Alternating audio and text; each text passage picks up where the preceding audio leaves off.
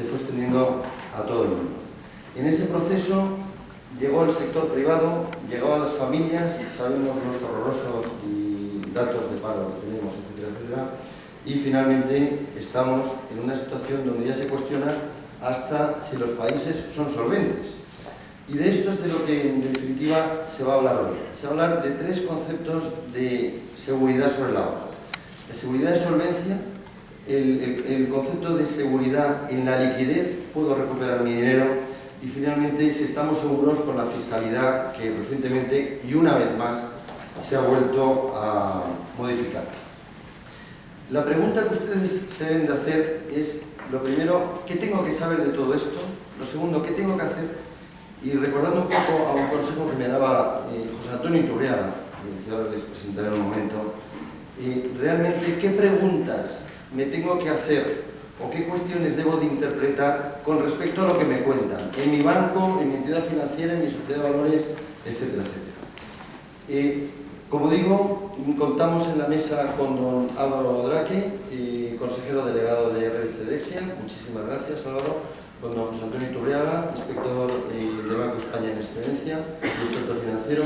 Don José Miguel Mate, que moderará la mesa, consejero delegado de Tresis. Y don Juan Antonio Pacheco, socio de Garrigues Abogados. La idea es que se va a generar un debate con explicaciones por parte de cada uno de los ponentes. Después les invitamos a que participen ustedes usando de estos papelitos que les hemos dejado para formular las preguntas, que se trasladarán a la mesa y tratarán de contestar de la manera más adecuada. Y finalmente hemos creído que era importante, y dada la complejidad del tema, que ustedes tuvieran un material de apoyo para que se puedan llevar a casa, para que puedan consultar, donde van a tener un resumen de los datos más significativos de estas ponencias, donde pueden tomar notas, y además nos hemos atrevido a dejarles unos teléfonos de contacto y unas personas de contacto para que todas aquellas dudas que quieran formular a partir de la finalización de esta mesa, con absoluta naturalidad tengan la libertad de llamarnos y, por favor, trasladaros esas preguntas que trataremos de contestar. Sin más, les dejo con don José Miguel Mate, que hará la presentación formal e intensa de los ponentes, y tan solo una indicación de cómo manejar el ratón para poner las presentaciones. Muchas gracias. A ver, botón derecho, fin de presentación.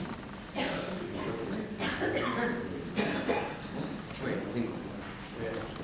Pues muchas gracias, Alfonso, por la presentación, por la introducción. Muchísimas gracias al Club de Información por cedernos este espacio y por invitarnos a participar en estas charlas, en estas conferencias.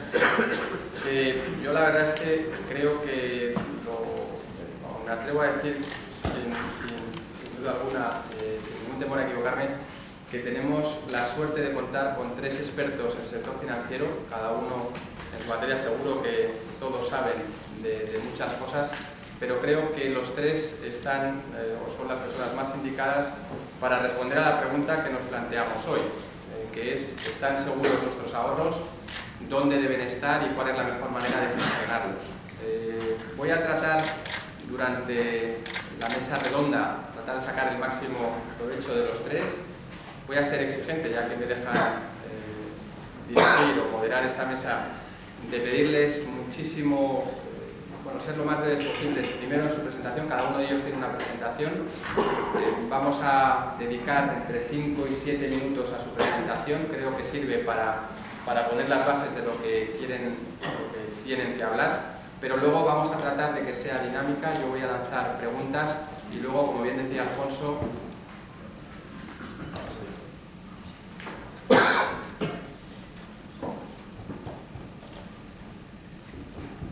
¿sí? ¿Soy al fondo? No. Pues, ¿puedo poner más volumen? ¿No?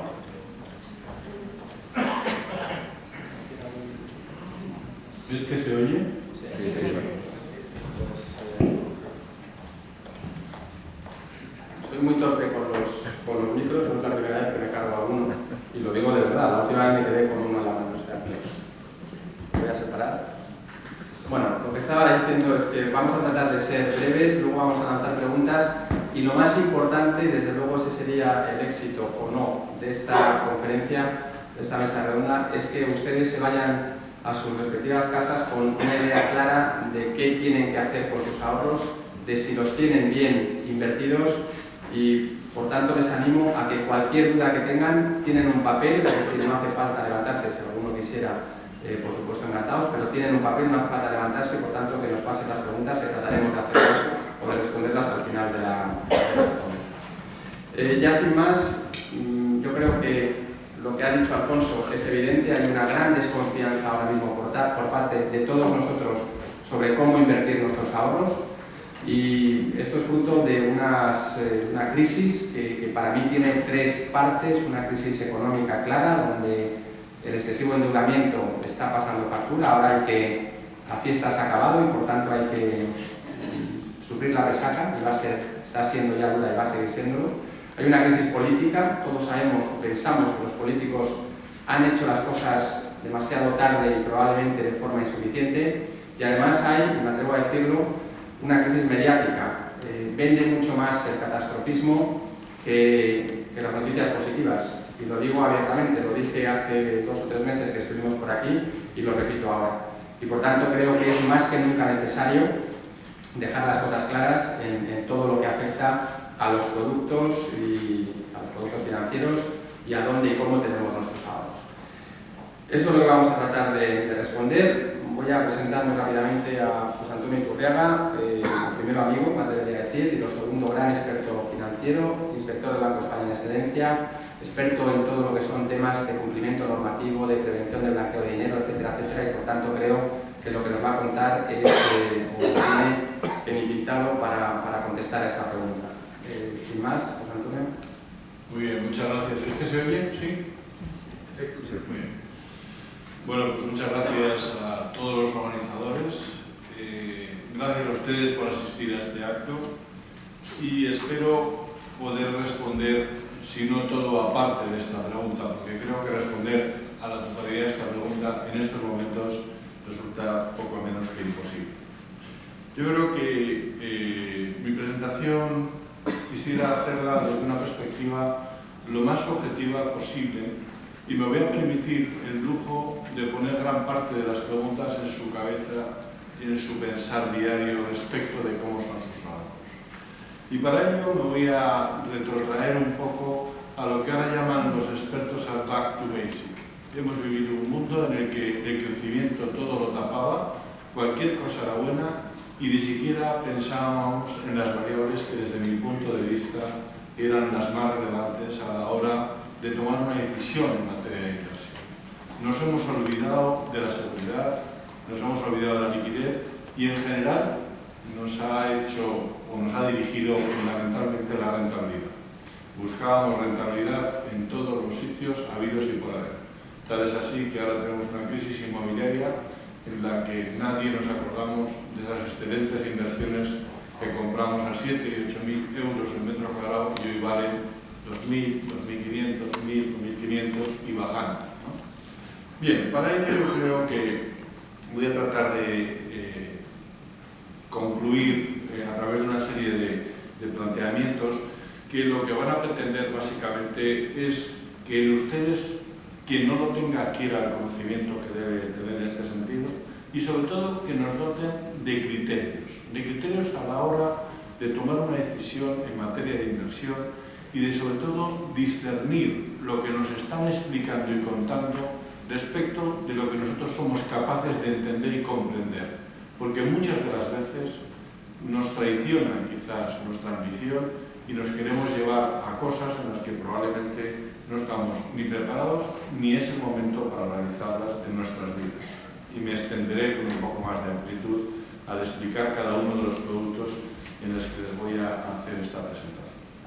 Bien, yo parto de los 3 ejes fundamentales que tiene que tener toda decisión de inversión.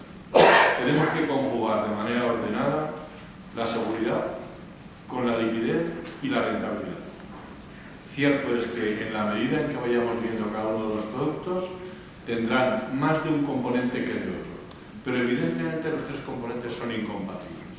Y como luego más adelante también diré, hemos de coordinarnos con el perfil de riesgo que cada uno de nosotros tenemos y que hemos de ser conscientes.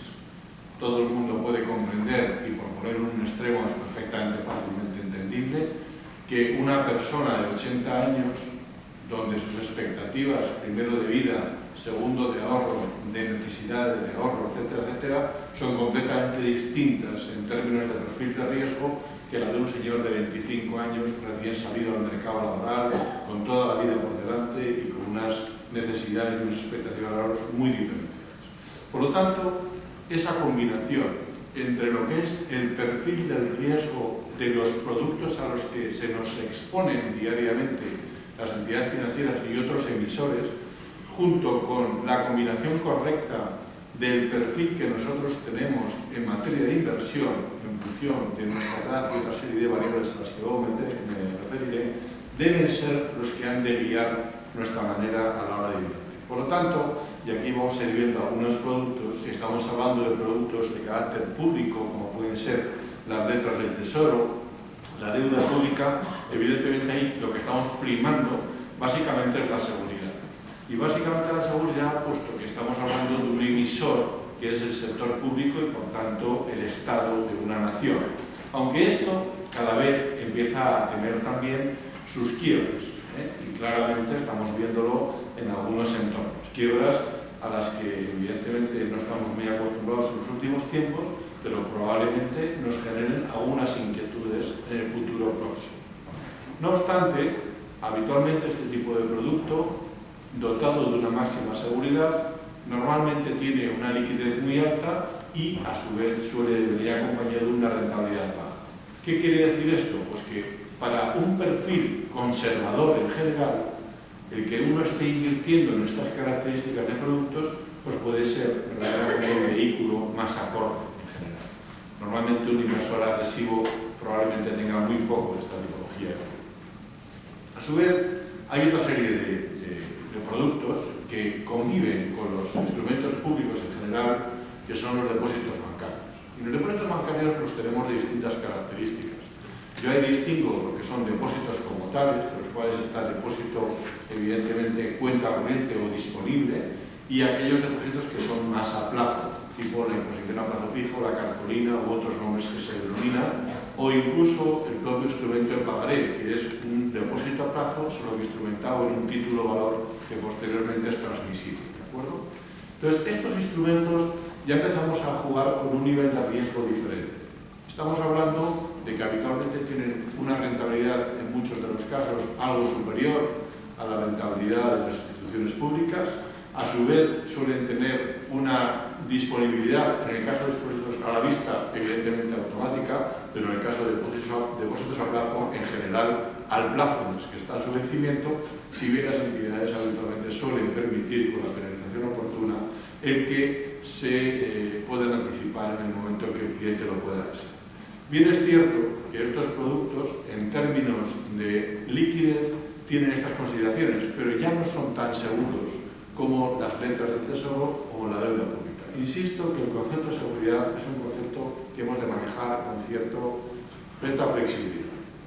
Por otro lado, en ese sentido, hay mucha gente que dice, bueno, ¿y ahora cómo hacemos con los depósitos? Pues mire usted, los depósitos bancarios en general en España, yo creo que ya bien por la historia que conocemos, ya bien por los compromisos del gobierno pasado como del gobierno presente y por las medidas que parecen estar tomándose, que parecen en la línea correcta, no parece que debamos de tener un gran temor en materia de seguridad por la pérdida de los depósitos. No parece, evidentemente, que esto sea así. Luego hay otra serie de productos, entre los cuales ya empezamos a hablar de unas sofisticaciones adicionales y que en muchos de los casos ya la solvencia no descansa en el emisor, sino descansa incluso en otro tipo de emisores que no es quien los emite, como pueden ser, por ejemplo, los seguros de capitalización o incluso los fondos de inversión. En fondos de inversión podemos encontrar muchísimas diversidades y entre los que podemos ver fondos que pueden estar en la órbita de la máxima seguridad con baja rentabilidad, puesto que son fondos que invierten básicamente en activos monetarios, es decir, en activos públicos. Hay otro tipo de fondos que pueden tener un mix un poco más arriesgado, que invierten en renta fija y por tanto invierten en títulos emitidos por empresas de distinta naturaleza. Y si sofisticamos un poco más el tema de los fondos, podemos estar hablando de fondos mixtos, donde ya empiezan a incorporar un porcentaje de inversión en la renta variable que hace que la garantía en general empiece a ser un poco menor, un poquito más baja en términos de seguridad y sin embargo nos permiten obtener una mayor posibilidad o potencialidad de rentabilidad. Cierto es que los fondos de inversión en todas sus variedades en general, salvo, ahora veremos algunas concretas, son muy líquidos, puesto que cuando uno desea deshacer su posición no tiene más que solicitarlo y es prácticamente casi automático al día siguiente cuando le abonan el importe del saldo que tenga de participaciones en los fondos.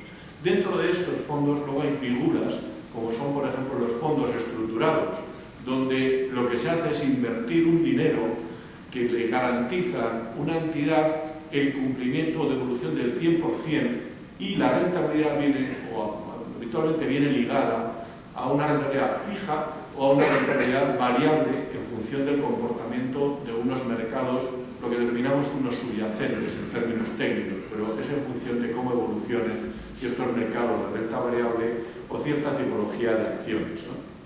Todos estos títulos, estos fondos de inversión en general no tienen liquidez hasta su vencimiento.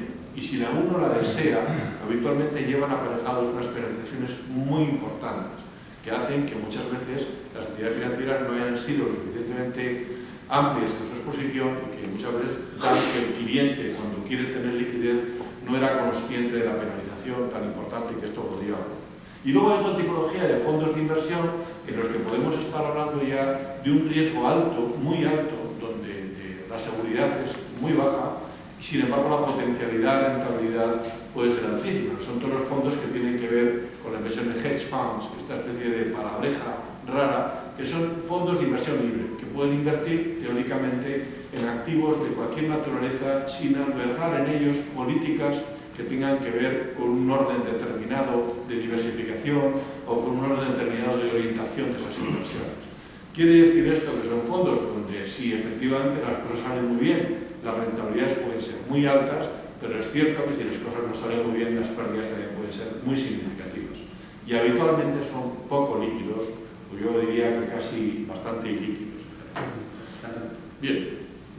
Sí, gracias. Bueno, en el resto de cosas podemos encontrar otra serie de títulos muy generales, entre los cuales están las famosas preferentes que tiene todo el sector financiero, la de subordinada, deuda convertible. Bueno, estos títulos, como veis ahí, están todos ubicados en el cuadrante superior. Son habitualmente de rentabilidades muy altas, como un gancho y atractivo para la clientela, pero sin embargo tienen baja seguridad en general en muchísimos de los casos y sobre todo tienen una bajísima liquidez. ¿Qué quiere decir baja liquidez? Pues que habitualmente no puedes rescatarlos cuando quieres, porque habitualmente son de vencimiento indefinido o son a voluntad de la entidad emisora.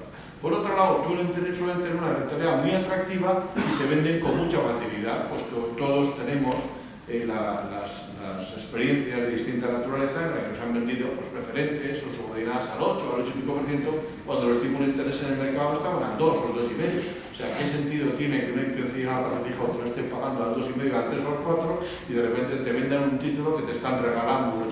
Y digo lo de regalando para que se nos vayan quedando en la cabeza ciertas cosas. Bien, todo esto es un poco una serie de referencias a las claves de materia de productos y todo ello lo vamos a combinar con el perfil del cliente. ¿Qué nos hace falta entender? Un proceso reflexivo necesario en todos nosotros cada vez que tomemos una decisión de inversión. Tenemos que tener muy claro cuál es nuestro perfil y en base a ello tomar en consideración los productos que podemos hacer. ¿Qué es un perfil conservador? ¿Y qué tiene que tener en cuenta? Pues un perfil conservador es aquella persona que no está dispuesta a perder ni un solo euro de su capital y que además habitualmente se encuentra en un momento de su vida en el que la pérdida de capital le puede generar una inquietud para poder garantizar su supervivencia al futuro. Evidentemente ese señor conservador no está llamado a tener ni preferentes, ni subordinadas, ni SICAVs en general, ni tampoco hedge funds, ni fondos de renta variable en su totalidad, salvo que apliquemos un criterio de diversificación un poco también ordenado y que parte de esa inversión pudiera diversificarla en algún tipo de fondo un poquito más arriesgado, pero en general con un peso bajo o casi diríamos que seminulo. Luego hay un fondo equilibrado, un perfil equilibrado, que es aquellas personas que están dispuestas a tener un nivel de pérdida razonable, del 5, el 10% del capital que invierten. ¿Para qué? Para con ello poder conjugar la posibilidad de obtener unas rentabilidades adicionales a las que habitualmente le da el mercado con los instrumentos ordinarios.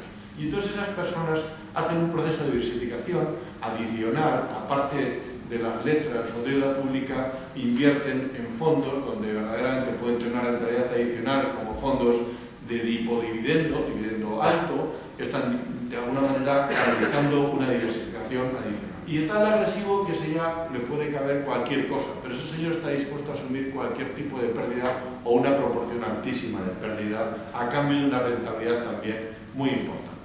Combinar el perfil de la cartera o del cliente con el perfil de los productos es esencial y esa reflexión la tienen que hacer ustedes. Por otro lado, hay que exigir de nuestros proveedores de producto una política ordenada de portfolio en función de esas expectativas que tenga el cliente. No es lo mismo el cliente que sus expectativas son que tiene sus ahorros para poder comer, que el cliente que tiene sus ahorros para hacer una rentabilidad adicional.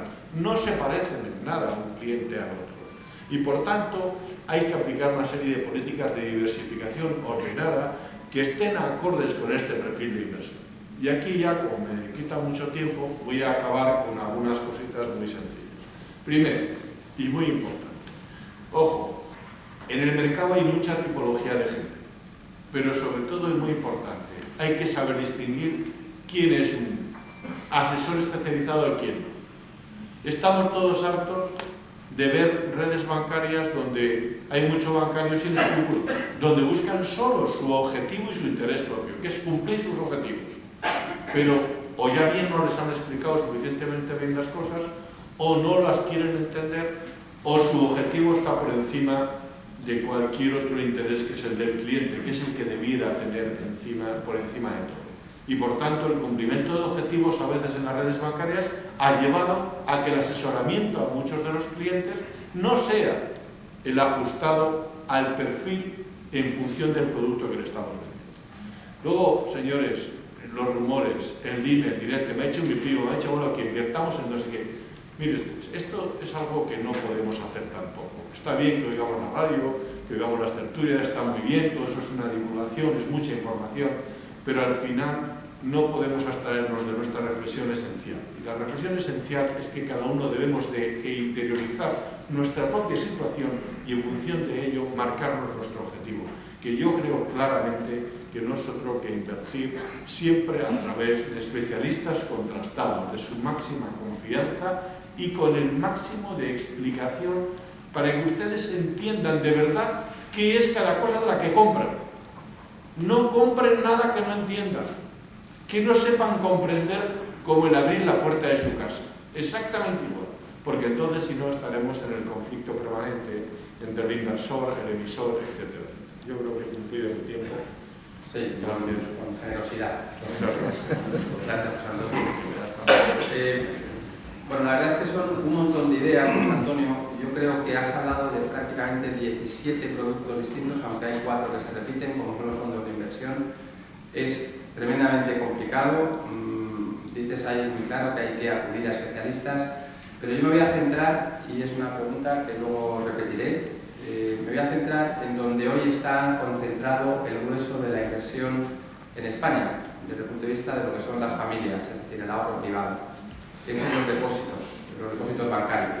Me gustaría que me des en medio minuto, que me respondas a 2 preguntas. Primero, ¿debemos estar esos cientos de miles de millones de euros que hoy por hoy tienen invertidos los ahorradores, y seguro que en la sala hay muchos de ellos? Primero, si están seguros esos ahorros, por el concepto que hoy todos tenemos claro, que es que hay un fondo de garantía de depósitos que cubre esos depósitos, ¿están esos depósitos seguros? Y segundo, que expliques, si no fuera así, por el concepto general, qué está haciendo un señor que impone que hace una imposición a plazo fijo en un banco, ¿qué está haciendo con su dinero? Bien, 30 segundos por... Sí, yo creo que hoy, salvo que las circunstancias cambien mucho, y hoy se puede hablar de lo que sabemos hoy y no de lo que sabemos mañana porque lo desconocemos, pero hoy por hoy yo creo que los ahorros materializados en depósitos bancarios en entidades españolas están seguros. Yo no creo que haya ninguna alerta excepcional que considerar en este momento. Y no creo que tampoco en un futuro próximo se puedan producir alertas adicionales. El Fondo de Garantía de Depósitos es un instrumento de cobertura que entiendo que con el respaldo suficiente desde el punto de vista de las autoridades está respondiendo claramente a las debilidades del sector financiero, aun siendo estas muchas y muy cuantiosas. O sea que mi contestación es clara y meridiana. Sí, absolutamente sí. La segunda pregunta es ¿qué hace un impositor cuando hace eso, una imposición en un banco? Pues un impositor básicamente está confiando en la entidad en la que deposita. Digamos, su garante es la entidad que deposita, en la que deposita ese dinero. Y evidentemente yo creo que ese cliente en general es un cliente, básicamente muchos de los españoles tienen ese tipo de producto, donde lo que tiene que esperar es una expectativa de rentabilidad razonable. Y hablo de razonable cuando estamos hablando de tipos pues, que están dentro de la órbita del mercado. Cuando alguien te propone en un banco instituciones de distinta naturaleza, depósitos por encima del valor de mercado, pues ahí es donde hay que estar alerta. Y eso nos ha pasado 1000 veces, ¿no? No quiero hablar de los pagarés de Ruiz Mateos, pero bueno, han salido por la televisión y luego se sorprende uno que cuando verdaderamente las cosas van mal, pues de repente había no sé cuántos miles de millones invertidos, no sé cuántos miles de ciudadanos que habían picado en ese 8 o 10%. Bueno, pues a veces nos traiciona un poquito el corazón, ¿no? Muy bien, pues gracias Antonio, luego volveremos y haremos más preguntas. Álvaro, ya que Antonio ha sido tan generoso, te voy a pedir un poquito más de límite en el tiempo y como te tengo más lejos, pues me perdonarán, pero yo interrumpiré. Bueno, Álvaro Draque, también amigo, es director general de RBC Dexia en España. Yo me voy a aprovechar luego del conocimiento que tiene Álvaro para hacerle alguna pregunta, con independencia de que nos hable de lo que es la labor del depositario y el custodio. Digo que me voy a aprovechar de la experiencia que tiene de con más de 25 años en el sector financiero y muchos de esos años en un área que se llama mercado de capitales y que es ni más ni menos que estar en el medio de distintas entidades financieras y para eso luego le haré una pregunta bastante concreta. Álvaro, 7 minutos. Muy bien. Primero de todo, muchas gracias a los convocantes y a los organizadores del acto y a Tresis por considerarme apto para estar aquí delante de ustedes. Y siguiendo con el hilo conductor que había puesto José Antonio Iturriaga en la descripción del escenario del mundo de la inversión, del plano del momento de la inversión, ¿qué papel juega? Una entidad custodia, que es de lo que yo quiero hablar hoy. ¿Qué papel juega una entidad custodia en todo ese proceso de inversión? ¿Qué papel juega? ¿Cómo afecta a los intereses, a la rentabilidad y a la seguridad de los inversores? Una entidad custodia es un participante en este proceso de inversión que es algo así como un árbitro en un partido de fútbol. Bueno, los árbitros en España son bastante lógicos, pero en general son actores cuyo papel, si se hace bien y si no hay problemas, no tiene relevancia. No es el papel del gestor o el papel del asesor que consigue una rentabilidad para el inversor o el papel del inversor que es el protagonista principal, ¿verdad? Que sufre o disfruta del éxito de su inversión. El custodio es una entidad que va a tener, como les voy a tratar de explicar, una importancia fundamental y que en este momento en el que vivimos, antes José Antonio hablaba de que hemos vivido unos momentos en que el crecimiento todo lo tapaba, en que se hicieran bien o mal las cosas por parte de las entidades financieras para las entidades financieras, en que había un margen consistente en unos beneficios crecientes, en un grado de inversión creciente, y entonces casi nunca llegaban los problemas. Esto me temo que en el año 2008, con la crisis que acaba con el colapso de Lehman, cambia radicalmente, y muchas cosas que existían, como es el papel de custodio antes, salen a la luz ahora y se revelan como algo realmente muy importante desde el punto de vista operativo y sobre todo desde el punto de vista de la salvaguarda de los ahorros de los inversores. El papel de un custodio es doble. Por una parte, tiene un papel de función operativa. Ustedes tienen delante de sí un asesor financiero, una sociedad de valores, que les recomienda a ustedes invertir aquí o allá, invertir en unas acciones, invertir en unos fondos de inversión. ¿Cómo se materializa esa inversión que hacen ustedes? Ustedes aceptan la sugerencia y deciden invertir en un fondo de inversión, o deciden invertir en aquellas acciones del mercado americano que por diferentes argumentos son lo que ahora parece más, digamos, más rentable. ¿Cómo se materializa? Pues detrás de esa decisión, y para materializarla, para que pasado mañana a ustedes les llegue información de que su dinero se ha materializado efectivamente en unas acciones, hay una labor de una entidad custodia que lo que hace es procesar la decisión de inversión que el gestor, de valores, Tresis por ejemplo, ha tomado en su nombre. Y procesar eso significa que su dinero tiene que ir a la bolsa americana, tiene que ir a Wall Street, tiene que ir a un banco americano que ha comprado unas acciones para ustedes, luego hay que facilitarle su dinero y que ese banco pague al vendedor que ha vendido las acciones que han sido compradas para ustedes. Y además de ello, cuando ustedes tengan 500 acciones, 1500 acciones de Microsoft o acciones del Banco de Santander o de cualquier emisor que ustedes estén pensando, ha de materializarse y ha de quedar claro que esas acciones son suyas. Que esas acciones están puestas a su nombre y segregadas de las acciones de otro cliente de esa misma entidad, de las acciones de la propia entidad. Además, habrá que facilitarles a ustedes una información clara de lo que tienen. Y además, hay funciones de información fiscal, hay funciones de que si ustedes reciben un dividendo en Estados Unidos, ese dividendo debe ser cobrado. Todo eso es una labor operativa que se materializa a través de una entidad custodia. Bueno, hasta aquí no es más que la cosa funcione, que el back office, ¿verdad?, como se dice ahora, o las labores administrativas funcionen. Eso es neutral para ustedes. Eso es muy importante para la sociedad de valores porque les da muchísimos quebraderos de cabeza si cada vez que hacen la operación que les ha recomendado a ustedes tienen que estar persiguiéndola durante semanas. O si cuando tienen que cobrar un dividendo en Estados Unidos, tienen que estar persiguiendo que se les pague, que les ha pagado, que les ha proporcionado información fiscal. Pero hay otra labor más importante, y es la labor de salvaguarda. Yo les decía antes a ustedes que el gestor en el que ustedes han confiado ha comprado unos activos para ustedes y esos activos tienen que estar a su nombre. Tienen que estar segregados de los activos de otros clientes, tienen que estar segregados de los activos del propio gestor. Esto es muy importante, porque detrás de la mayoría de los escándalos, desde Madoff hasta Gescartera, cuando uno empieza, se detiene en leer exactamente qué es lo que pasó. Hay un punto donde si se conoce la actividad del custodio, hay que preguntarse, ¿y aquí qué dijo el custodio? ¿Y aquí por qué el custodio no impidió esto? ¿Por qué los clientes de Madoff creían tener lo que no tenían? ¿Por qué en el caso de Gescartera los gestores hacían mangas y capiotes con las acciones que habían y con el dinero que presuntamente habían invertido de sus clientes? Porque no tenían un custodio detrás, un custodio independiente que hubiera procesado todo aquello y que fuera una salvaguarda para los ahorradores. En el caso de las gestoras, de las empresas de servicios de inversión independientes que no pertenecen a grandes grupos bancarios, fíjense ustedes, el custodio es un guardián. Es una caja fuerte donde están sus dineros. Y es una caja fuerte que la empresa de servicios de inversión que les ofrece a ustedes los servicios de asesoramiento y de inversión, valga la redundancia, es un guardián que ella misma aporta, un guardián independiente, que no tiene conflictos de intereses, señores. Cuando RBC Dexia actúa como custodio de nuestro cliente institucional, que puede ser en este caso Tresis, nosotros estamos estableciendo una relación de obligación con los inversores, con ustedes, con los inversores que operan a través de esta sociedad.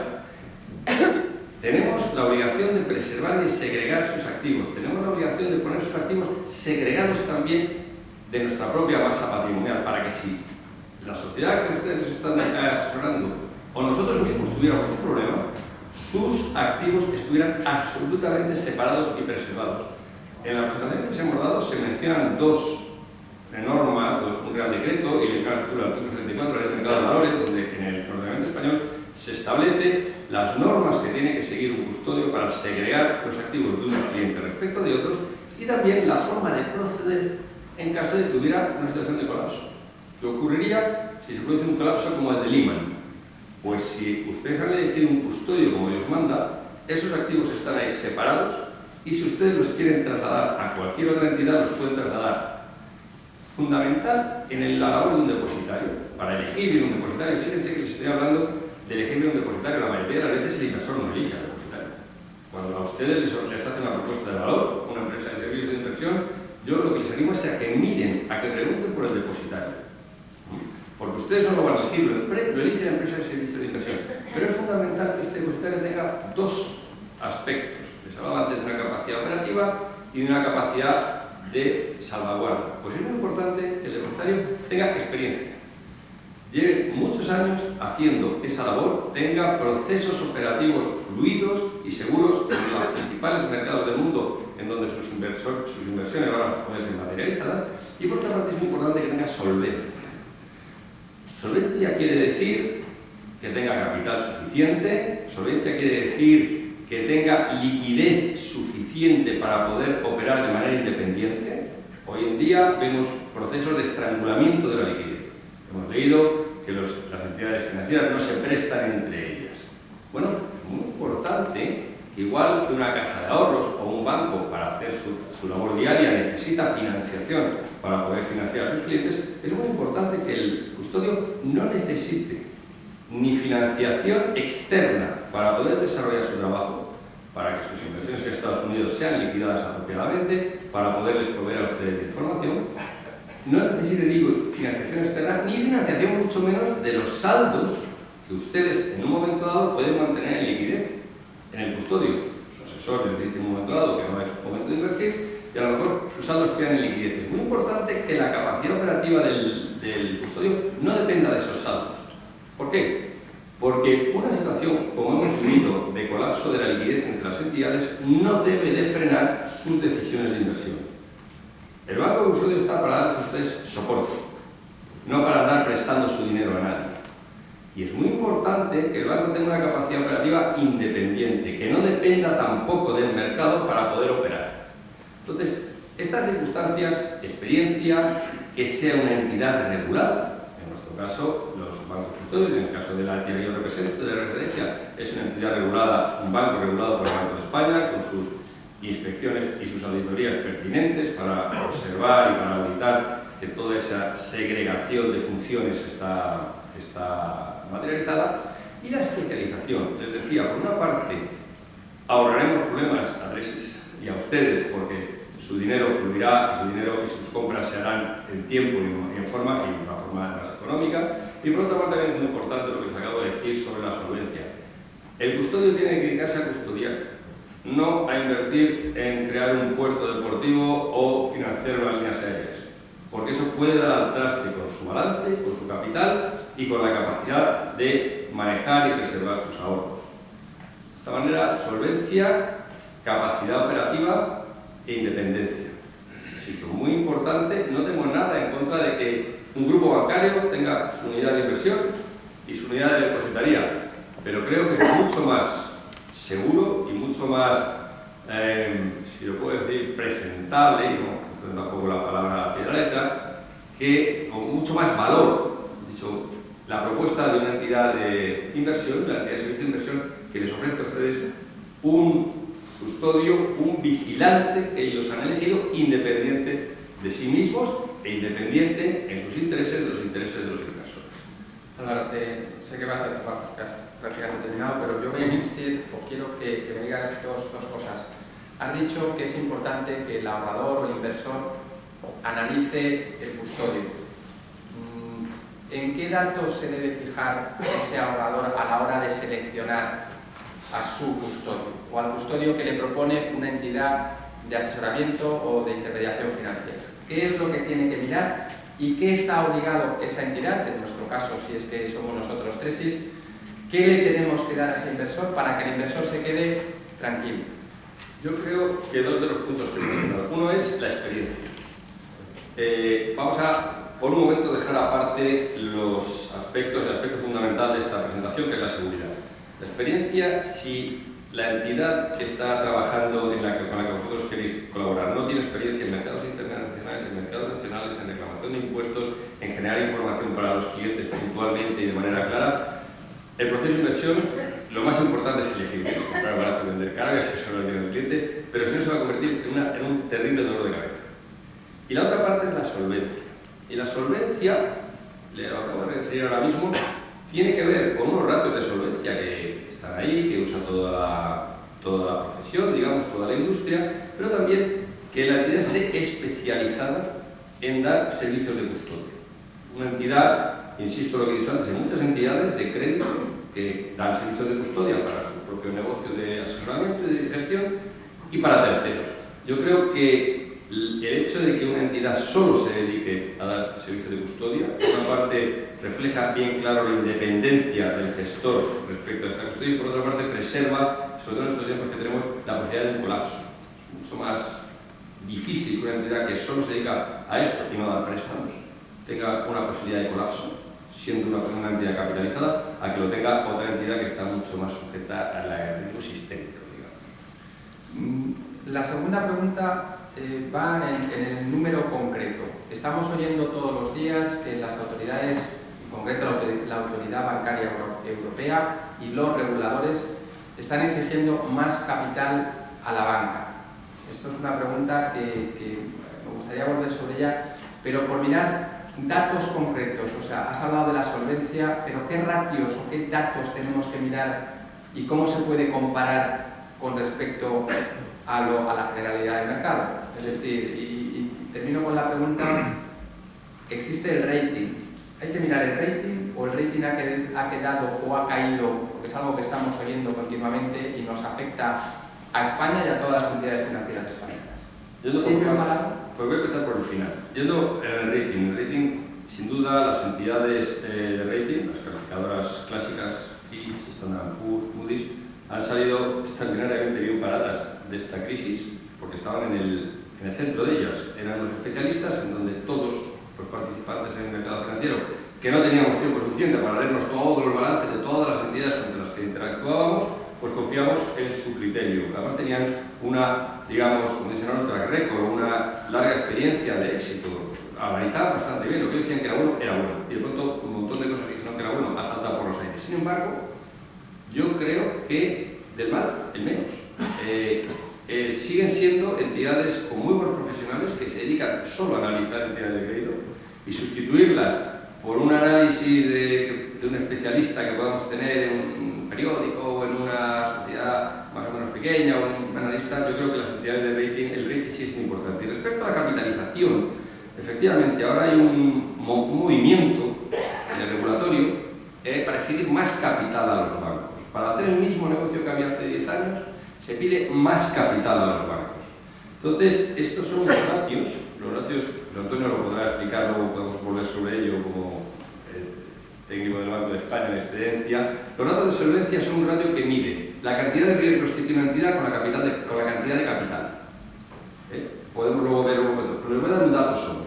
Lo habitual para que un banco se considere solvente técnicamente es que los riesgos que ha asumido, préstamos, hipotecas solventes y que le están pagando y otras hipotecas que no les han pagado, representan un consumo de capital, como se dice técnicamente, del 8%. Eso quiere decir que si uno ha prestado 1 millón de euros, a ese millón de euros se le aplica un coeficiente de riesgo, imagínense que es el 2%, bueno, pues ese millón de euros consume 20.000 euros de capital. Todos esos pequeños consumos de 20.000 por 1 millón, 40.000 por otro millón allá, no pueden sumar más del 8% del capital que tiene la entidad. En una entidad, por un momento decías que mirar en una entidad custodia, que sea especialista, una entidad custodia pura, y perdónenme modestia, como la que yo represento, está sobrecapitalizadísima.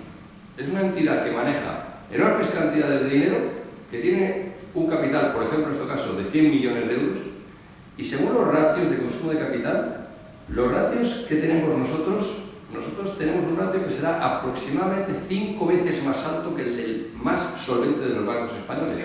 Y no es que seamos mucho mejor que el Banco de Santander, que lo vea, sino que los riesgos de nuestra operativa son muy pequeños. ¿Vale? Entonces, esos ratios de solvencia, concretamente en la técnica se llaman el BIS, el ratio BIS y el ratio de Tier 1, que es de capital, el primer nivel, son, yo creo, un buen elemento de comparación. Y lógicamente nosotros estamos obligados a darlo y cualquier entidad bancaria está obligada a dar estos ratios. Absolutamente. Son ratios que se publican y bien es cierto que dependen del criterio de los riesgos que se toman. No es lo mismo que una entidad tenga en su cartera 100 millones de euros en una hipoteca que no está está teniendo ningún problema para pagar, a que sí lo está teniendo. Y luego podemos entrar, ¿qué es que tenga problema? ¿Que no vayan pagando un mes? Bueno, pues no, un mes no, a lo mejor 2. Entonces, pero con esto quiero decir que hay veces que se publica que un ratio con un banco como el Banco Santander tiene un ratio de capital del 11% y la entidad dice que no es del 11, que es del 11,20. Hay pequeñas presentaciones, pero sí, son públicos, se publican y yo creo obligados a darlo. Yo creo que los inversores deberían exigir. Muy bien, muchas gracias. Luego volvemos sobre todos estos temas que son un poquito, no creo que un muchito técnico, pero creo que es importante que queden claros las diferencias entre unos productos y otros. Pero vamos a entrar, y esto es creo que esencial a la hora de invertir, en un aspecto que ahora está totalmente de moda. Siempre lo está, porque siempre nos afecta, pero ahora como ha habido un cambio, otro cambio, como decía antes Alfonso, pues es fundamental explicarlo, y es el tema fiscal. Para ello, Juan Antonio Pacheco, socio del Departamento Fiscal de Garrigues, también con unos cuantos años a sus espaldas y con un conocimiento del tema, yo creo que nos va a aclarar, o por lo menos dejar su punto para cualquier pregunta, cómo se aplican ahora los impuestos, qué ha pasado y cómo nos puede afectar a la hora de invertir. Bueno, buenas noches a todos y agradecer su presencia. Vamos a intentar comentar de forma breve cuál es la situación actual en relación a la tributación de estos productos del ahorro y cuáles son las perspectivas a futuro atendiendo a lo que son las circunstancias actuales. Todos hemos visto en la prensa durante la Navidad como a final de año ha habido un cambio normativo bastante importante en relación al impuesto sobre la renta de las personas físicas, también ha afectado a otros impuestos, pero quizás en menor medida, que se ha traducido en un aumento genérico de los tipos impositivos. Quizás lo que más trascendencia ha tenido ha sido el aumento en la base general, en lo que son las rentas de trabajo, donde se ha hablado de un sobregravamen solidario de hasta el 7% para los años 2012 y para los años 2013, y quizás ha tenido menor repercusión en... Un segundo, Antonio. En la presentación está puesta todas las... Es la primera, sí, la primera página debe estar anterior. Es que no hay más. Me temo. Pues el material de partido... ¿No la versión extensa? Bueno, está... En el material del partido sí he visto que hay un cuadro comparativo con los tipos aplicables a lo que son las rentas de trabajo. Como decía, en lo que se refiere a lo que ha tenido más trascendencia ha sido el aumento de los tipos quizás en lo que es la base general, en las rentas de trabajo, quizás porque es lo que más nos afecta a todos, aquellos que están en el mundo laboral como aquellos que puedan estar en edad de jubilación, están tributando por las rentas que van recibiendo de esta naturaleza, pero también se ha producido un aumento muy significativo, que quizás, como decía, tiene menos trascendencia en lo que se refiere a las rentas de valor.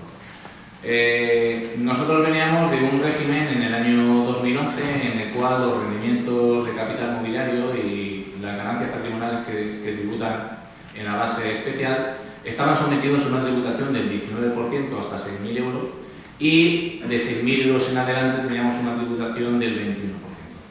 Pues hemos pasado un escenario a partir del 1 de enero del año 2012 en el cual el tramo del 19% ha pasado a ser del 21%, se ha creado un tramo nuevo entre 6.000 euros de rendimientos y 24.000 euros de rendimientos que tributamos a un tipo del 25% y a partir de 24.000 euros pasamos a una tributación del 27%. Si analizamos porcentualmente cuánto ha sido esa subida con respecto al tramo que había en el ejercicio 2011, nos encontramos que en el primer tramo la subida es del 10,5%, en el segundo tramo del 19% y en el tercer tramo nos vamos a una subida del 28,5%, prácticamente del 30%. Bueno, son subidas muy significativas. ¿Cuál es el problema de estas subidas? Que no tienen régimen transitorio. Es decir, cuando nosotros hacemos una inversión, lógicamente lo hacemos con una perspectiva de rentabilidad, asumiendo también criterios como liquidez o en su caso como riesgo que hemos comentado anteriormente. Al no haber un régimen transitorio, cuando hemos planificado una inversión, a lo mejor una tributación del 21%, nos encontramos con que esa tributación se nos puede ir al 27% y, como digo, la reforma no ha contemplado ningún régimen transitorio. Por tanto, en principio, nos veremos obligados a tributar a estos tipos durante el ejercicio 2012 y durante el ejercicio 2013. Adicionalmente, esta subida ha ido acompañada también de lo que ha sido una subida en el tipo de retención que se va a aplicar a estos productos financieros, pasando de una retención del 19% que teníamos hasta la fecha a una retención del 21%. Por tanto, también el efecto del dinero líquido del cual vamos a poder disponer se ha reducido como consecuencia de este aumento en el tipo de retención.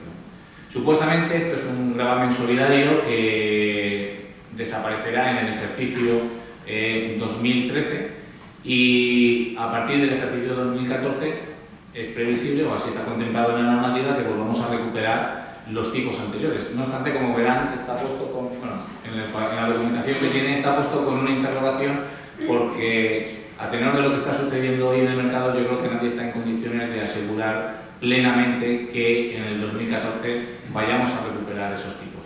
Sí es cierto que el programa electoral del partido en el gobierno apuntaba a una serie de incentivos del ahorro que incluso hablaban de unas reducciones adicionales para aquellos que fueran acumulando ahorro de un año con respecto al anterior. Sin embargo, hemos visto que la subida pues, va en sentido contrario a lo que se decía. No obstante, sí ha salido, pues, en este caso, el ministro de Hacienda, pues manifestando que en principio no se prevén que vaya a haber más subidas en cuanto a los tipos impositivos en la renta. Quizás a lo mejor nos encontremos a futuro con otro tipo de subidas en otros impuestos, pues hemos visto como hoy en Francia ya se ha anunciado una subida del tipo del IVA, etcétera. Bueno, podría ser una posibilidad, yo tampoco he dicho que hoy en día en la próxima reforma eso sea un tema total, pero bueno, es un escenario posible. ¿Qué tenemos que tener en cuenta a la hora de invertir? Pues hay un cuadro que sé que está en mis espaldas, en el cual pues, se analiza cuál es la tributación en cada uno de los distintos productos que nos podemos encontrar en el mercado. Básicamente la tributación es muy similar en todos ellos. La tributación va el tramo de 6.000 euros, como hemos dicho, al 19%, el tramo de 6.000 hasta 24.000 a un tipo del 25% y a partir de 24.000 la tributación efectiva será del 27%. Esa tributación será con independencia de la calificación que se dé al producto, si son rendimientos de capital mobiliario o si son alteraciones patrimoniales. En ese cuadro simplemente llamar la atención sobre 2 o 3 productos concretos que tienen algún tipo de particularidad. Lo primero es lo que son los dividendos. Los dividendos tienen hoy en día una exención para los 1.500 euros primeros que se reciban de renta, con lo cual en el caso de recibir un dividendo de una sociedad cotizada o de una sociedad que no cotice, pues nos encontraremos con que los 1.500 primeros euros estarán exentos de tributación. Segundo, hay un producto como es el plan de pensiones que hoy en día quizás pueda ser muy interesante en la medida que nos encontramos en la Comunidad Valenciana con una tributación efectiva al 54% para rentas que llegan hasta los 600.000 euros, pero sin llegar a esos niveles nos podemos encontrar con tributaciones muy altas. Pues las cantidades que aportemos hoy en un plan de pensiones lógicamente desgravarán este año ese tipo. Si se recupera dentro de 5, 6, 7, 10 años y el tipo lógicamente ha bajado, pues conseguiremos un ahorro significativo. Por contra, aquellos que están recuperando hoy en día planes de inversiones que vienen del pasado, pues nos encontraremos que no tributaron por esas rentas en su día, probablemente a tipos inferiores a los que se van a ver obligados a tributar hoy como consecuencia del aumento en el tipo impositivo. Comentar también dentro de estos productos financieros la particularidad de lo que son los fondos de inversión y que ahora vamos a analizar con una mayor profundidad. Los fondos de inversión plantean una ventaja y es que se puede pasar inversiones de un fondo a otro fondo sin que tengamos que tributar por ello, cosa que en otros productos financieros no existe esa posibilidad. Entonces podemos pasar cestas de un fondo a otro fondo sin que nos veamos obligados a pasar por caja, sin que nos veamos obligados a tributar a la hacienda pública. En este cuadro también hay referencias a una serie de coeficientes de abatimiento, etcétera, para productos antiguos, productos que vienen del 2006 atrás o incluso más allá, pero bueno, no es lo más relevante. Lo importante es que sepan hoy en día que prácticamente las rentas del ahorro tributan en los tipos que hemos señalado. Lógicamente siguen siendo tipos mucho más bajos que otro tipo de renta. Pensemos que si estamos hablando aquí del 27% del tipo máximo, mientras las rentas, por ejemplo, del trabajo pueden llegar a un 54%, estamos hablando de prácticamente el doble de tributación. Quedan muy lejos aquellos años en los que las rentas de capital mobiliario tributaban a tipo marginal. También quedan lejos, no tanto, pero también quedan lejos cuando tributábamos al tipo de 15%. Pero hoy en día es lo que hay y sí es cierto que como consecuencia de esta reforma pues vamos a tener un sobrecoste en la fiscalidad de este tipo de productos que lógicamente no contábamos con ella. La tendencia en el mercado lógicamente es ir hacia productos desde el punto de vista estrictamente fiscal en los cuales se consiga diferir la tributación más allá del año 2013, sobre todo cuando estamos hablando de rentabilidades que cuantitativamente sean significativas. ¿Por qué? Porque de tributar, por ejemplo, al 21% al 27% hay una diferencia muy sustancial. En el cuadro siguiente tenemos una comparativa de dos productos clásicos, de los habituales que suele haber en el mercado. Por un lado lo que es el fondo de inversión y por otro lado lo que es el rendimiento de capital mobiliario proveniente de un depósito.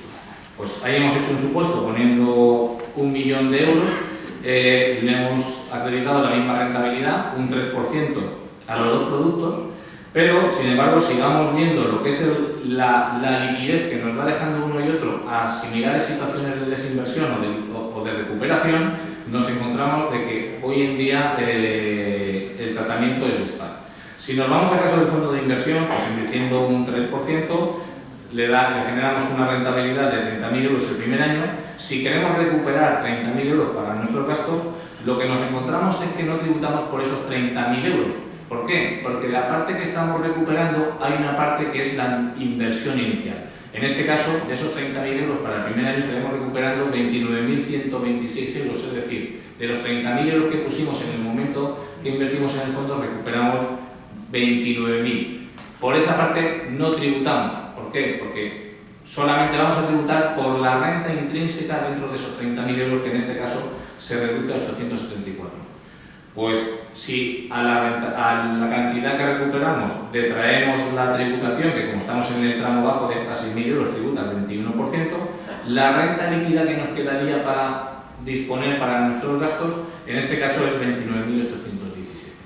Si nos vamos por el contrario a lo que es un depósito, en el momento en el que la entidad financiera me liquida los intereses, yo recojo 30.000 euros y sobre esa rentabilidad me veo obligado a tributar. Como estamos en una cantidad que supera los 24.000 euros, tenemos que pasar por los tres tramos de tributación. Tenemos que pasar por el tramo de los 6.000, tributamos 6.260, pasamos por el tramo de 6 a 24, tributamos 4.500 y por más de 24, 1.620. Es decir, nos quedaría una renta líquida en este supuesto de 22.620. La diferencia entre la renta líquida de uno y otro es de 7.200 euros prácticamente. Cuidado, no confundamos aquí, en este caso, lo que es la renta líquida que nos queda por un efecto financiero. Los impuestos del fondo de inversión, lo que estamos haciendo es posponiéndolos. Acabaremos tributando por ellos el día que recuperemos la totalidad del fondo. Sin embargo, esto hoy en día, o la inversión en un fondo con respecto a la inversión en un plazo, como comúnmente se denominan los depósitos, lo que nos produce es, primero, nos deja una mayor renta líquida, segundo, nos permite posponer los impuestos, con lo cual hay un efecto financiero, y tercero, si vamos a un escenario, como es de prever si hay una evolución lógica en función de las medidas que se van tomando y en la medida pues, que sabemos que las crisis son cíclicas y se supone que se acabará recuperando cierta normalidad, pues en la medida que los tipos se vayan reduciendo conforme vaya evolucionando mejor la situación actual, pues también es cierto que en el momento en el que desinvirtamos y recuperemos las cantidades que hemos colocado en este producto financiero, es de prever que la fiscalidad sea más baja. Quizás alguien esté pensando, bueno, y si la situación es a peor, pues hombre, lógicamente si la situación es a peor, pues probablemente a lo mejor tengamos que tributar a una cuantía mayor, pero también es cierto que si la situación empeora, también nosotros iremos calibrando cómo se lleva a cabo esa desinversión en ese fondo. Que una cosa es la tributación del fondo y otra cosa es la seguridad que nos pueda dar en función del perfil inversor que tengamos. Comentar simplemente que en relación a los productos financieros y en relación al impuesto sobre el patrimonio, pues como habrán habrán visto en la prensa, en la Comunidad Valenciana se ha bonificado la tributación por este impuesto, es decir, aquellos que tengan productos financieros que sean residentes en la Comunidad Valenciana no van a tener que tributar en el impuesto sobre el patrimonio por la tenencia de esos activos. Eso no quita para que aquellos que tengan activos por valor de más de 2 millones de euros tienen obligación de presentar la liquidación aun cuando la tributación sea cero. Y por último, simplemente comentar pues que, bueno, desde el punto de vista fiscal, las expectativas es que con el paso del tiempo, conforme se vaya reconduciendo la situación actual, vayamos a una evolución de tipos más bajos, vayamos a recuperar los tributos que teníamos en el ejercicio 2011 y posiblemente, si hacemos caso a lo que dice el programa electoral del partido en el gobierno, incluso inferiores. No obstante, hoy en día sabemos que nos tocan 2 años en los cuales se nos ha cambiado, entre comillas, la regla del juego, no ha habido disposición transitoria y una posible alternativa pueda ser canalizar desde el punto de vista fiscal inversiones hacia productos que permitan posponer la tributación. De esa manera, bueno, pues podríamos sortear el aumento de tipos que vamos a tener durante este ejercicio 2012 y 2013.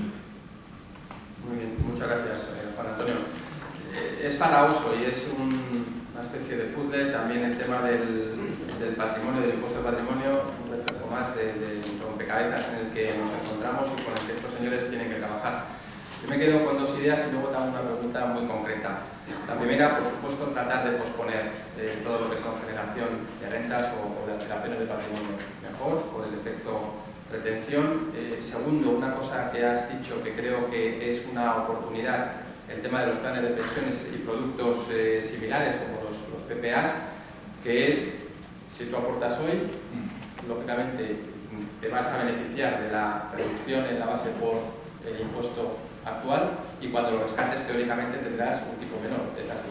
Sí, lo único que pasa es que el plan de pensión, yo creo que hay 2 componentes que hay que analizar. Efectivamente, produce un ahorro muy significativo en el corto plazo, sobre todo a los tipos actuales, porque es una renta que no acaba sometiéndose a tributación. Por tanto, si estamos en un tipo alto del 30, del 40 o en el caso límite del 54%, nos evita que este año tengamos que tributar esos tipos. No obstante, el inversor o aquella persona que canalice sus ahorros a través de un plan de pensiones también tiene que hacer un análisis de lo que es la rentabilidad del plan de pensiones atendiendo a su perfil, porque sabemos que los planes de pensiones tienen una rentabilidad relativamente baja y entonces habrá inversores que efectivamente están muy interesados en saber que el día que se jubilen van a poder recuperar la totalidad de capital con una pequeña variación, o depende del perfil también del fondo. Y luego, por otro lado, también lo que tenemos que tener en cuenta es que si efectivamente vamos a la evolución lógica y normal, hoy en día nos generará este ahorro, pero el día que recuperemos, sobre todo si no vamos a una recuperación totalitaria que nos permita recuperar la totalidad de capital, sabiendo que el tipo es progresivo y por tanto tributaremos el tipo más alto, si vamos a una recuperación poco a poco, es previsible que tengamos unos tipos más bajos y por tanto consigamos un ahorro significativo. Y además, lo que sí que han dicho, y es una de las máximas, como bien decía el programa, lo que sí que han dicho recientemente es que si algo van a beneficiar ya a corto plazo es el tema de los planes de pensiones. Luego, lógicamente, se tendrá que plasmar. Una pregunta un poco compleja, pero estoy seguro que hay mucha gente en la sala que por lo menos ha tenido o tiene algo tan conocido, como decía antes José Antonio, como las preferentes. Las entidades de crédito están acometiendo, y lo puedes mentir o no, o al contrario, José Antonio Iturriaga, es que están procediendo a canjes de estas preferentes por otros productos, llámese acciones, llámese convertibles, llámese otro tipo de deuda. En esos momentos, si es que lo sabes, se produce un hecho imponible y por tanto hay una alteración, en este caso una disminución de patrimonio, ¿cómo puede afectar eso en un juego? Por si es o no atractivo, sumar al efecto atractivo del producto con el efecto fiscalidad. Las preferentes lo que producen son rendimientos de capital mobiliario u otros productos que puedan ser convertibles en otro tipo de productos financieros. En el momento en el que se efectúe el canje, la normativa actual en principio no contempla una exención. ¿Qué es lo que ocurre? Que al convertir esos productos preferentes, por ejemplo, en acciones, nos encontraremos con un hecho imponible. Lo que pasa es que el escenario actual lo que nos viene a indicar es que probablemente no tengamos plusvalías, sino que al contrario, lo que ocurrirá es que tengamos minusvalías. Entonces, lo que tenemos que pensar es que probablemente no tengamos que tributar, que podamos generar un rendimiento de capital negativo. Tenemos que ser conscientes de que dentro de los productos financieros, cuando hemos hecho la distinción entre alteraciones patrimoniales y rendimientos de capital, no es gratuita, sino que desde el punto de vista tributario, rendimientos de capital negativo solamente se pueden compensar con rendimientos de capital negativo de sentido contrario, igual que alteraciones patrimoniales solamente se pueden compensar con alteraciones patrimoniales de sentido contrario, y que en el caso de acreditar un rendimiento de capital negativo tiene una vigencia ese crédito fiscal entre comillas de 4 años. Por tanto, también tenemos que llevar a cabo una planificación adecuada para que, si se nos produce un rendimiento negativo, seamos capaces de compensarlo con otros rendimientos de la misma naturaleza y que nos permitan optimizar la tributación de esos productos. Muy bien, yo creo que esto sí que es importante porque, como digo, hay muchas entidades que están ofreciendo dentro de esa carrera por el capital y por mejorar los ratios de solvencia canjes de este tipo de instrumentos que no computan a los efectos que hablaba antes Álvaro, por otros instrumentos que sí que lo hacen, y por tanto puede haber cierto juego fiscal que creo que merece la pena analizar con calma. Bueno, hasta aquí las ponencias que tenían planteadas. Yo creo que me gustaría, primero, se han pasado una serie de papeles, no sé si hay preguntas en la sala, si no iré haciendo preguntas, pero creo que enriquecerá lo que son sus preguntas. Entonces, si pueden ir recogiendo las preguntas que hay en la sala, y si no voy lanzando yo preguntas. Yo decía antes que me iba a aprovechar, mientras llegan las preguntas, de la experiencia de Álvaro. También él lo ha dicho, que las entidades de crédito no se prestan entre ellas. Álvaro, con las medidas que se han tomado recientemente, digo por las autoridades europeas, ¿está mejorando algo? Primero, ¿por qué no se prestan entre ellas? Y segundo, ¿ha mejorado algo o no? ¿Y cómo de importante es eso para los que estamos aquí sentados? Respecto al mercado interbancario, las entidades se están prestando entre ellas. El mercado interbancario es un mercado de dinero, pues como ustedes pueden pensar, entre entidades que en un momento dado les sobra algo de dinero o tienen interés en una posición larga, quieren invertir, quieren prestar, y entidades que tienen su actividad diaria de crédito con los clientes y necesitan financiarse contra el mercado. Ahora mismo está prácticamente estrangulado, no se prestan entre ellas. ¿Por qué no se prestan entre ellas?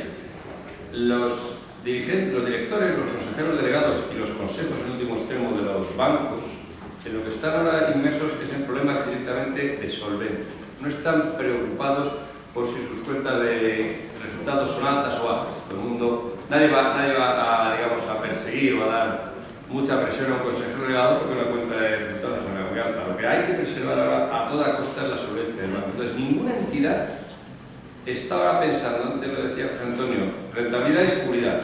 No hay tipo de interés en el mercado interbancario del 1,5, del 2,5, del 3 que compense la posibilidad de que una entidad que colapse se quede con todo o parte del principal.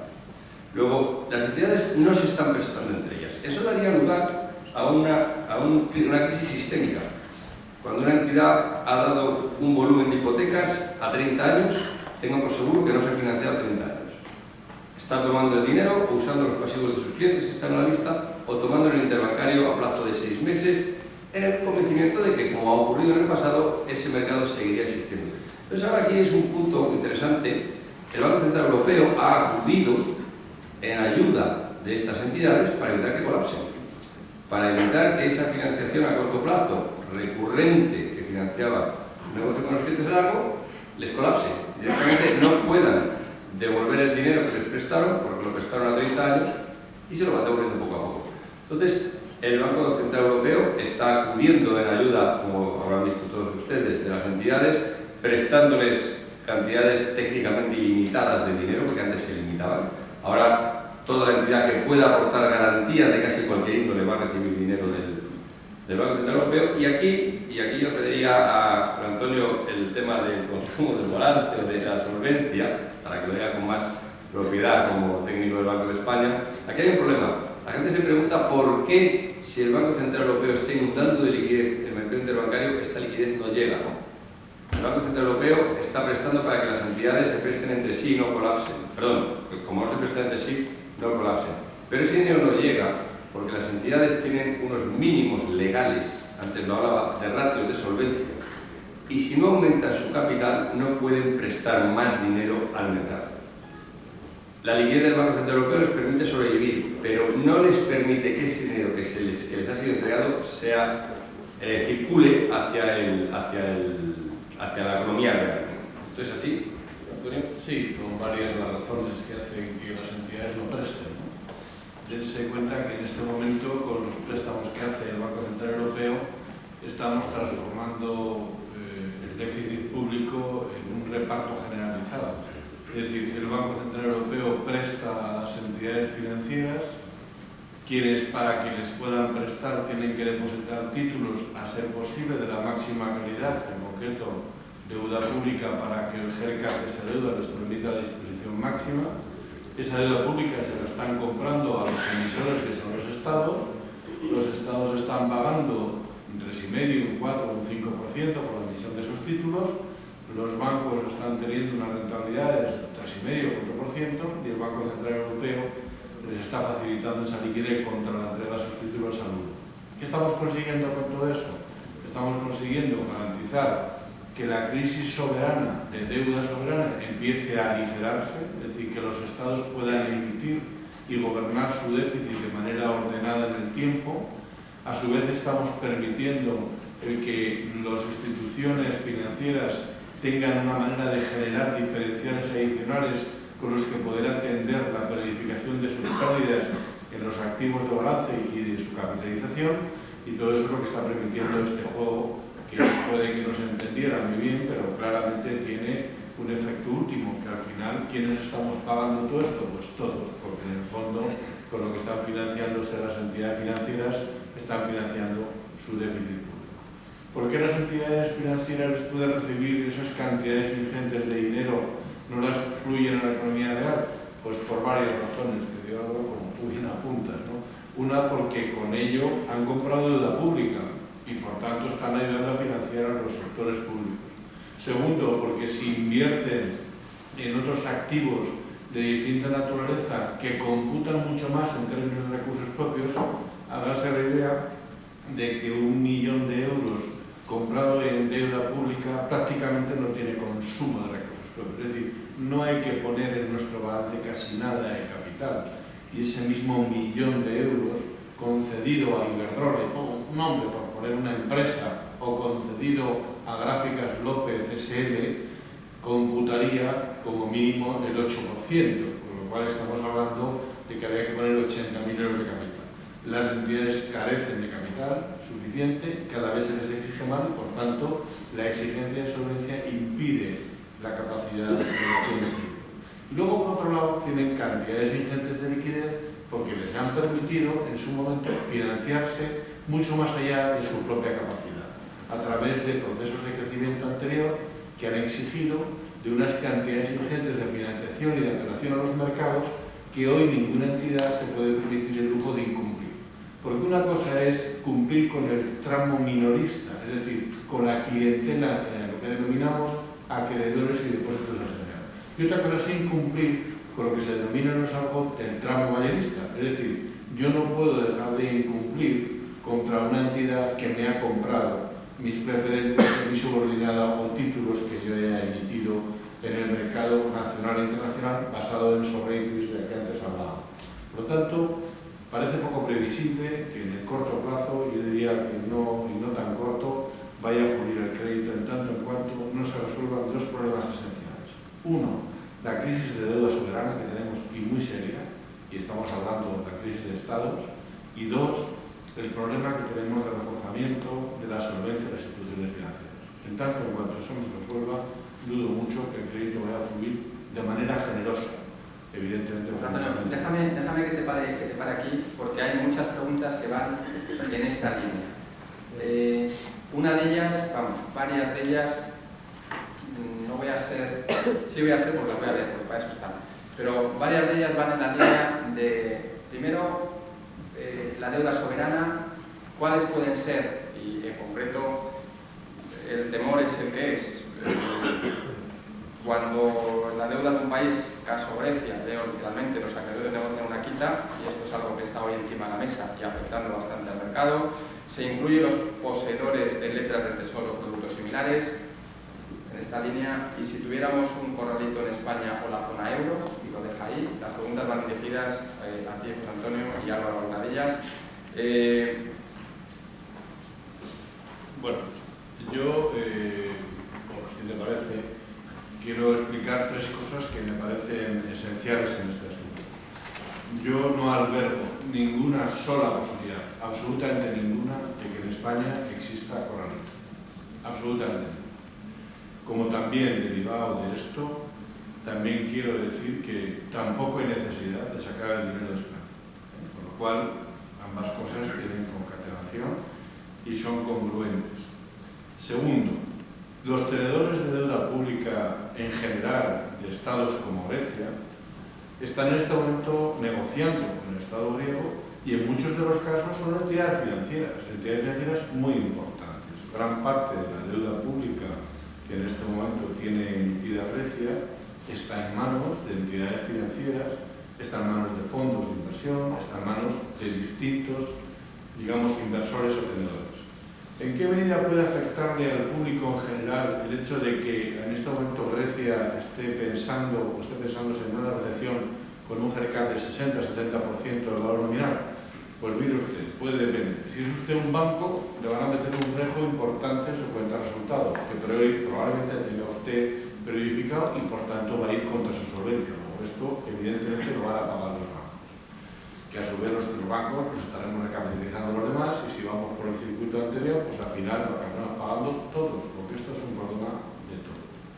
Segunda cuestión, si es usted tenedor de un fondo de inversión que ha tenido o tiene inversiones en deuda griega, pues muy probablemente se verá usted afectado en el valor liquidativo de ese fondo de inversión, siempre y cuando el posicionamiento pues tenga cierta relevancia. Si es menor, pues normalmente por el proceso de diversificación de estas instituciones, en general el impacto sea bajo o muy pequeño. Y en general, pues, ¿qué va a pasar con otros países? Pues con Grecia está pasando esto. Yo creo que vamos a llegar a tiempo a resolver el problema que otros países podríamos estar apuntando, entre los cuales podemos estar hablando de España o Italia. Cierto es que Portugal y Grecia en el entorno europeo no son economías de un peso muy relevante, por tanto creo que será perfectamente asumible, a pesar de que puedan pasar por momentos complejos. Pero yo... Te corto aquí, José Antonio, por no monopolizar. Yo creo que la conclusión es, uno, no ves, yo tampoco, lo dije hace unos meses y lo vuelvo a decir ahora, riesgo de una quiebra del sistema europeo, ni del euro, ni mucho menos un corralito en España. Por tanto, ya contesto a otra de las preguntas que hay, ¿qué pasaría o cómo mantenerlo ahorrado en el caso de una vuelta a la peseta? Como no creo que esto, doy por contestada otra de las preguntas. Creo que es importante, los tenedores de bonos griegos sí que se les va a ver o van a ver afectada su participación o su inversión, por supuesto en un porcentaje que ahora se está negociando, y a través del instrumento lo tendrá en directa o a través del valor liquidativo de ese instrumento. En línea con esto y hablando de la seguridad de las inversiones, hay 2 preguntas que van en la misma línea. ¿Son seguras las cuentas Omnibus, Álvaro? Esta es directa para ti. Y cuentas Omnibus entre interrogantes, y además RBC Dexia es lo mismo que Dexia. Bien, en cuanto a las cuentas Omnibus, ¿verdad? Solo estamos en caso de tiempo, pero una asociación. En el caso de Grecia, además, hay un tema puntual. Si algunos de ustedes tienen unos griegos, es que hasta donde están hechas ahora las negociaciones, la quita sería voluntaria. Quiero decir que Grecia está tratando de llegar a un acuerdo con los tenedores de bonos para que esos tenedores de bonos acepten recuperar solo el 60%. No que Grecia esté acordando cuánto va a pagar. Les quiero decir con esto que los implicados en esas negociaciones son las entidades de crédito. Si alguno de ustedes tiene bonos griegos y se llega a esa quita, a ustedes técnicamente no les afectaría. Teóricamente Grecia tendría que seguirles pagando el 100%, pero bueno. Yo no creo que haya nadie en la sala que tiene bonos griegos en directa. No sé si hay alguien en la sala que tiene bonos griegos en directa. Yo creo que el miedo está más en la hipotética similitud. No hay nadie, ¿verdad? No. En la similitud que tendría con letras del tesoro o bonos españoles. Y yo creo que también hemos dejado claro nuestra visión en ese sentido. Entonces, por ir a la pregunta, sin duda, en cuanto a las cuentas ómnibus, este es un tema extraordinariamente delicado. Yo les dije a ustedes antes que una de las cosas que salvaguarda desde el punto de vista del depositario, que actúa como garantía y salvaguarda de las inversiones de los inversores finales, es la segregación de los saldos de sus inversiones cuando ustedes han comprado un activo respecto de la entidad custodia, está separado de la masa patrimonial de la entidad custodia, pero también del resto de los clientes. Esto en España, que se está poniendo en cuestión, y yo no sé si tengo muchas esperanzas de que el sistema siga indefinidamente, tenemos un sistema de registro donde los mercados organizados como la bolsa tienen el registro de cada uno de los inversores. Esto no es así cuando hablamos de la inversión transfronteriza. Cuando una entidad como Tresis, por ejemplo, les sugiere a ustedes inversiones en Estados Unidos, se hacen a través de un custodio, en este caso pues es RBC Dexia. Y RBC Dexia acudirá al mercado americano a tener allí un subcustodio que tenga, o bien mediante ponemos nuestra propia entidad allí y somos custodios, pero en la inversión transfronteriza efectivamente son cuentas ómnibus. ¿Qué quiere decir? Que el custodio separa sus activos propios de los de sus clientes, pero luego los activos de los clientes están en una única cuenta ómnibus y es el custodio el responsable de la segregación interna. Para esto es fundamental, para que un custodio no use los activos de un cliente para cubrir los de otro. Imagínense ustedes que ustedes tienen unas acciones en un custodio que tiene una cuenta ómnibus y por error, omisión o por dolo se hace una venta exagerada de acciones que un cliente no tenía. La entidad puede utilizar las acciones de otros clientes para atender a esa venta temporal o indefinidamente. Estamos hablando de una situación dolosa. La seguridad de las cuentas ómnibus, por tanto, es muy delicada. Requiere que el custodio tenga unos sistemas probados y auditados, en tanto en cuanto entidad regulada, que demuestren y que tengan a un regulador, como puede ser en Europa el Banco de España, la Comisión Nacional del Mercado de Valores, que periódicamente vigile que esa cuenta ómnibus, si bien es ómnibus en Estados Unidos, en España está perfectamente segregada. Y por último, es muy importante, y perdonen que insista en ello, que el custodio se dedique solo a eso, a custodiar, para que, como la mujer de César, no tenga ninguna tentación, sea honrado y lo demuestre, y no tenga ninguna tentación de usar los títulos de sus clientes para cubrir un incidente, a lo mejor solo coyuntural, o, como fue el famosísimo caso de GES Cartera, para utilizar los activos de los clientes para dárselos a otros. La otra pregunta va también dirigida a ti, la diferencia entre RBC, Dexia, España y... Esto sin duda es un tema que nos ocupa y preocupa todos los días en nuestra compañía. Estoy hablando de la solvencia de un banco custodio especialista en custodio como es RBC Dexia, en cuyo nombre y en cuyo accionariado aparece una entidad que ha tenido que ser rescatada por dos veces por los gobiernos europeos, por los gobiernos francés, belga y luxemburgués, y que además finalmente ha decidido que se segrega y que cada gobierno se va a quedar con la parte del negocio que Dexia tenía en Francia, en Bélgica y Luxemburgo. ¿Cuál es la relación de Dexia con RBC Dexia y en qué nos afecta? La relación de Dexia con RBC Dexia es absolutamente, exclusivamente accionarial. En nuestro consejo de administración hay un 50% de consejeros que pertenecen a Dexia, que aportó en su momento un negocio al grupo, y un 50% que pertenece a la Royal Bank of Canada. La crisis de Dexia no afecta a RBC Dexia por dos razones. La primera porque, como se menciona en la presentación que tienen ustedes, el grupo RBC Dexia es independiente para llevar a cabo su negocio. Con sus recursos propios tiene liquidez y capacidad suficiente para gestionar el negocio. No dependemos de Dexia, no le prestamos dinero a Dexia. Dexia no nos tiene que prestar dinero y por tanto un colapso de Dexia no nos deja sin dinero para nuestra operativa diaria. Y finalmente, Dexia, y esto no es una especulación que yo no podría hacer sobre mis accionistas, sino que es una declaración formal que ha habido ya, Dexia, como ustedes saben, pues no saben de eso, aquí, ha sido intervenida y el presidente del grupo Dexia ha sido impuesto por el gobierno belga. Es un político que se llama Pierre Mariani. Pierre Mariani declaró el viernes pasado en Bélgica, en el Parlamento, porque para algo le han rescatado con dinero público, que Dexia llegaría a un acuerdo con el Royal Bank of Canada para venderle su participación en el grupo en un futuro próximo y cifró próximo en semanas. De manera que es de esperar que Dexia no es Dexia no tiene nada que ver operativamente con Dexia y además en el corto plazo no es una especulación mía, es una especulación, por así decirlo, del propio presidente ejecutivo de Dexia. Probablemente la participación desaparecerá. Está claro, Álvaro. Yo solamente por recalcarlo, operativamente no tenéis nada que ver con Dexia. Desde el punto de vista de solvencia, los ratios que has aludido antes siguen estando en el del 46%. Si ponemos en un divisor arriba los riesgos y abajo el capital, sale un 46%. Lo normal es que en torno al 8%. Vale, y lo lógico es que de aquí a unas semanas Dexia deje de ser accionista. Deje de ser accionista. De llamaros RBC. Exactamente. Vale, gracias. Tengo bastantes más preguntas. Hay una muy concreta que yo no quiero, porque no sé si se refiere al canje de acciones del Sabadell, vamos, de preferentes del Sabadell por acciones del Sabadell. Me imagino que se refiere si es interesante o no en términos de precio. Yo no sé si conocéis las características de la ecuación de canje. Yo creo que esa es la clave para definirlo. En términos generales, si te quieres, no hablando en concreto de esta, si es que te la sabes, sí. No, exactamente, no, pero bueno.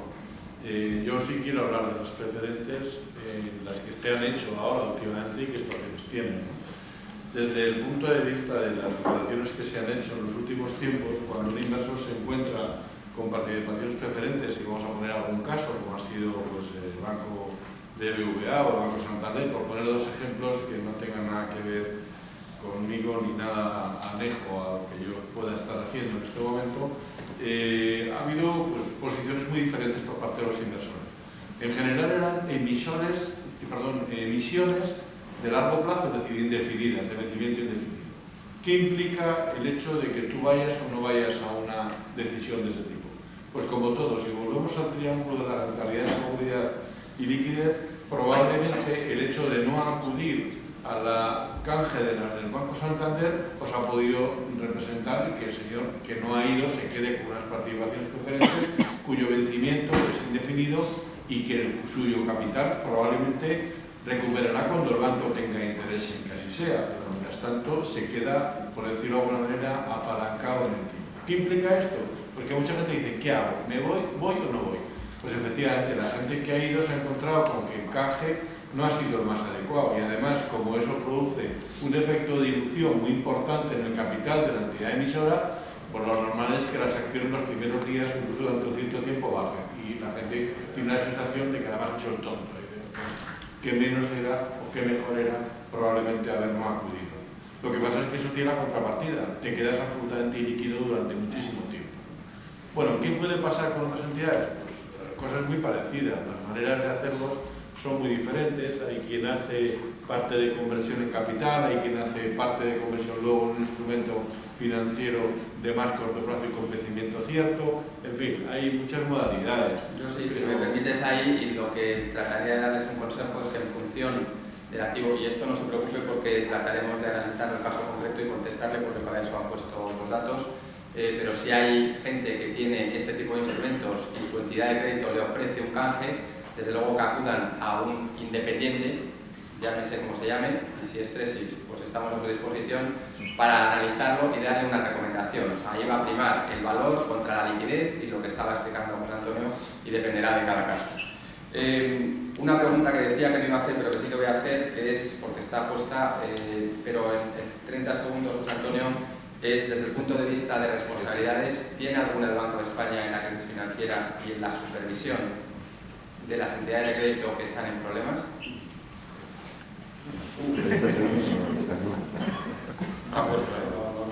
Sí, ya. Yo creo que lo razonable es preguntárselo al Banco de España. Pero vamos, yo creo que a culpa tenemos un poco todos. La verdad, tenemos un poco todos. Pero vamos, evidentemente en ese todos entra también nuestra visión. Bien. No vamos a insistir. En este sentido, hablando sobre responsabilidades o no responsabilidades, antes de entrar en una pregunta muy concreta, ¿tenéis alguna visión sobre la reforma del sector financiero y el impacto que puede tener en nosotros, en los ahorradores e inversores? Bueno, yo la reforma actual, como decisión no la conozco todavía. Yo creo que tampoco el gobierno la tiene como muy clara y muy definida. Creo que están todavía viendo distintas opciones de que sí, ahí sí me voy a posicionar de manera clara. Sí que es cierto, claramente, que hay que sanear los balances bancarios cuanto antes. Pero tampoco creo que sea absolutamente cierto que para hacerlo sea obligado tener que fusionarse. Yo no creo claramente ni que el tamaño ni la dimensión sea solo y exclusivamente la única razón. Y yo creo que sí que hay que hacer un cambio muy importante en el sector financiero en materia de gobierno corporativo. Y ahí sí que lo digo con contundencia, creo que hemos de ser mucho más profesionales y olvidarnos de consejos de gente que no sabe aconsejar para lo que se le pide que aconseje. Y esto sí que es un cambio que debemos de afrontar todos y espero que el gobierno lo afronte con seriedad, amplitud y suficiente profesionalidad. Yo creo que en esa línea están trabajando, creo que por ahí estamos. Muy bien, por insistir en esta idea de claro. Tengo algo de Juan Antonio aquí abandonado, pero todas las preguntas se hacen para este lado de la sala. Me gustaría que hubiese algún dato concreto, alguna pregunta, pero no las hay. Digo que en esta línea de diferenciar o de distinguir entre cosas, hay una pregunta sobre el concepto de banca ética tipo Trío 2. Por no confundir las cosas, Trío 2 es un banco y por tanto creo que todo lo que se ha dicho hoy de solvencia, de seguridad, etcétera, se debe aplicar exactamente igual, por independencia de que el principio sea perfectamente válido y para todos, en el mundo en que vivimos, tratar de ayudar a los demás es no solamente lícito sino necesario, pero creo que hay que analizar, y supongo que coincidiréis, lo que hay detrás del banco en cuanto a su solvencia, su balance, etcétera, etcétera. Creo que está es un banco igual que cualquier otro, solo que, bueno, su objeto básicamente es materializar inversiones pues, de menor importancia y de desarrollo de proyectos para sectores desfavorecidos en general. O sea, como banco es un banco, podríamos pensar que ahora Trío 2 había sido cualquier caja de ahorros que ha financiado, lo que sé, vivienda a migrantes. Pues es el Trío 2 lo que se ha realizado de otra manera. A fin de cuentas, los criterios de solvencia, de liquidez y de exigencias normativas son exactamente iguales que para cualquier grupo de entidad. ¿Alguna opinión sobre, que hay 2 o 3 preguntas al respecto, invertir en vivienda, en activos inmobiliarios? Si quiero puntualizar por comentar en relación a este tema. Vamos a ver, yo creo que la inversión en vivienda pues habrá que analizar operación por operación y las operaciones que podrán ser interesantes aisladamente, pero creo que no se puede dar un mensaje con carácter genérico. Yo creo que cuando invertimos en vivienda o en inmuebles, lo primero tenemos que tener claro es que la inversión es interesante en cuanto a precio. Y yo creo que hay que sentarse a hacer números, es decir, si vamos a utilizar un dinero para invertir en este tipo de producto, sabemos que vamos a dejar de obtener en su caso una serie de rentabilidades que podemos obtener, pues el rendimiento de capital inmobiliario, el fondo de inversión o cualquier otro producto, y podemos incurrir en una serie de costes significativos, es decir, tenemos un gasto de comunidad, tenemos unos gastos de luz y agua fijo, tenemos un IBI, tenemos unas tasas, etcétera, que yo creo que lo que tenemos que hacer es un ejercicio pormenorizado de cuáles son esos costes, cuál es la rentabilidad que si destinamos ese dinero a otro producto generaría y ver qué es lo que más nos interesa. Desde el punto de vista fiscal, hoy tenemos un instrumento que nos permite saber que tenemos un diferencial de 4 puntos, que es el tipo de IVA. Si compramos vivienda de primera mano, pues hoy en día tenemos en el 2012, se ha prorrogado la reducción del tipo del 4% que teníamos el año pasado, vamos a tener otro año más a 4% con respecto al 8%. Y bueno, pues son 4 puntos que en relación a ese cálculo pues habría que tener en cuenta. Pero insisto, yo creo que no se puede dar una recomendación generalizada y sí recomendaría que se lo esté planteando, pues que analice el caso concreto y haga los números de los costes que implica tener la vivienda, si la va a arrendar o no va a arrendar, si en el mercado cuál es el tipo de arrendamiento y las posibilidades y la rentabilidad que por otro lado deja de tener. Yo en este punto voy a ser un poco más disruptivo. Decías antes que esta es una deformación profesional. He estado demasiados años en salas de contratación, comprando, vendiendo activos líquidos por cuenta de la entidad para la que trabajara en cada momento, por cuenta de mis clientes. Y la verdad es que esto me ha dejado una sensación de que invertir en vivienda es imposible. Es decir, ustedes invierten en un activo con unas expectativas de revalorización, porque analizan o no el plan de viabilidad del emisor, del Banco de Santander, de la inmobiliaria o de la compañía de la que fuera, y tienen un mercado donde saben lo que vale la acción, sube, baja, la quieren comprar, la quieren vender. Nada de eso ocurre con una vivienda. La vivienda no tiene un mercado donde se cotice, los criterios de valoración son absolutamente diferentes, algo que para una persona vale mucho, para otra no vale nada, tiene una connotación, hablabas en este momento, ¿verdad?, la declaración o el régimen fiscal, pero estamos hablando de comprar la vivienda de uno. Yo no sé si ustedes, en mi caso, cuando yo compro la vivienda que tengo, me gustaba el sitio, más o menos grande, no me gusta más grande, claro. Pero yo no estoy pensando si dentro de 15 años yo voy a sacar más rendimiento que si hubiera invertido en bolsa, es donde vivo. Entonces, perdonadme, soy muy radical en esto. Yo creo que la inversión en vivienda como inversión financiera no existe, no puede ser. Esto, metan ustedes su dinero ahí como si se compra mañana una finca rústica para pasear por ella. Tendrá mucho placer y qué suerte si la venden por el doble. Pero eso no es una inversión financiera. Yo creo que estamos todos de acuerdo y es complicado, pero bueno, también se puso, y también todos hemos vivido esa etapa en la que era muy fácil comprar algo, dejar que pasaran unos meses y ganar mucho dinero. Yo creo que esa época... van a perder lo mejor, porque me dirigen a mí dos preguntas y las voy a contestar al último, porque para eso las marco. Una pregunta en términos de seguridad muy rápido y de operativa, es la operativa de compra de valores, me preguntan por internet, y de otros productos, en concreto bonos estructurados. Imagino que se refiere a la seguridad y responsabilidades. ¿Funciona la compra de valores por internet? ¿Se puede hacer? ¿Se puede uno fiar en cuanto a toda la cadena de valor o no? Vamos a ver, yo creo que hay una parte que es la seguridad telemática, en cuanto a que alguien usted meta unos datos y esos datos puedan ser interceptados porque la página se asegura o no. Eso es un tema telemático. En cuanto a la inversión financiera, hay entidades las sociedades de inversiones, en función de la entidad que hay detrás de esa página web. Las entidades financieras todas tienen una página web que pueden ser transaccionales, donde ustedes pueden comprar a través de ellas. Les aseguro que Antonio sabrá también, eso puede en el Banco de España, el Banco de España, la Comisión Nacional de Valores, son cosas que regulan con mucha delicadeza, ver que esas informaciones son seguras, son confidenciales, y se hacen a precio de mercado, su orden finalmente va al mercado. Yo creo que no deberíamos de tener más problema que el de comprar algo por el hecho de que pensar uno siempre tiene cierto reparo, ¿verdad? Dejar una tarjeta de crédito, pero es tan seguro como comprar a través de una sucursal. No, yo creo que hoy son mercados absolutamente rápidos y yo soy un gran operador de valores todos los días y me fío plenamente de los bancos. Hasta ahora no me ha pasado nunca nada y creo que las medidas de seguridad son buenas en general y se puede uno fiar plenamente incluso hasta de la telemática de la que hablaba Álvaro, y yo creo que los bancos sí tienen una gran presencia en materia de seguridad. Bien. Y las dos o tres últimas preguntas que me dirigen a mí. Voy a tomar mi minuto de gloria y además leo literalmente. Decían en su conferencia, se refiere a la conferencia de tesis de noviembre, se mojaron en sus apuestas de inversión. Hablaron de deuda pública, de renta fija privada, del excesivo castigo que tenían las bolsas europeas. Parece que acertaron.